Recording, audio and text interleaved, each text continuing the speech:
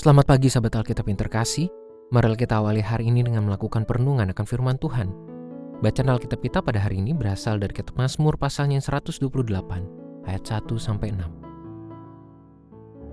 Nyanyian ziarah. Berbahagialah setiap orang yang takut akan Tuhan, yang hidup menurut jalan-jalannya.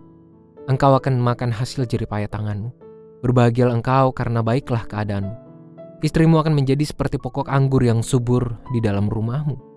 Anak-anakmu seperti tunas pohon zaitun sekeliling mejamu. Sesungguhnya demikianlah akan diberkati orang yang takut akan Tuhan. Kiranya Tuhan memberkati engkau dari Sion, supaya engkau melihat kebahagiaan Yerusalem seumur hidupmu, dan melihat anak-anak dari anak-anakmu, damai sejahtera atas Israel. Merasakan bahagia pada saat mengalami banyak peristiwa yang menguntungkan tentu bukanlah perkara yang sulit. Sebagai umat Tuhan, kebahagiaan itu pun sangat cepat mewujud dalam ungkapan syukur, penuh sukacita kepada Tuhan. Tidak sedikit orang yang akan langsung memuji dan mengungkapkan komitmennya kepada Tuhan pada saat ia mengalami keuntungan.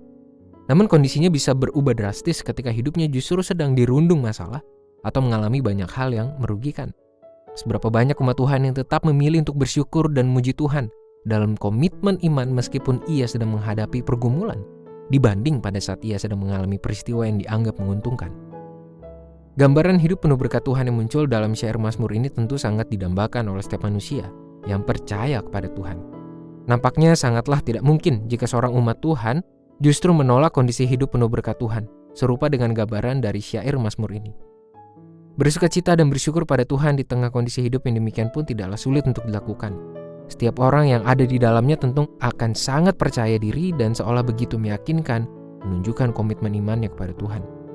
Namun apakah sikapnya akan tetap sama jika kondisi hidupnya justru sedang mengalami penuh masalah atau pergumulan berat yang terjadi dalam jangka waktu yang cukup lama? Itulah mengapa setiap umat Tuhan perlu dengan cermat dan tulus membangun sikap imannya kepada Tuhan. Sahabat Alkitab, beriman, berbahagia, dan bersyukur pada Tuhan hendaknya tidak menjadi sebuah respons yang sifatnya temporer pada Tuhan. Semua itu perlu kita latih dan bangun sebagai gaya hidup yang konsisten kepadanya, sehingga hidup kita tetap berada dalam sikap takut akan Tuhan yang tulus. Biarlah perkataan pemazmur sungguh-sungguh menjadi pedoman untuk membangkitkan kesadaran iman bagi kita untuk bersyukur secara konsisten kepada Tuhan. Berbahagialah setiap orang yang takut akan Tuhan, yang hidup menurut jalan-jalannya. Marilah kita berdoa.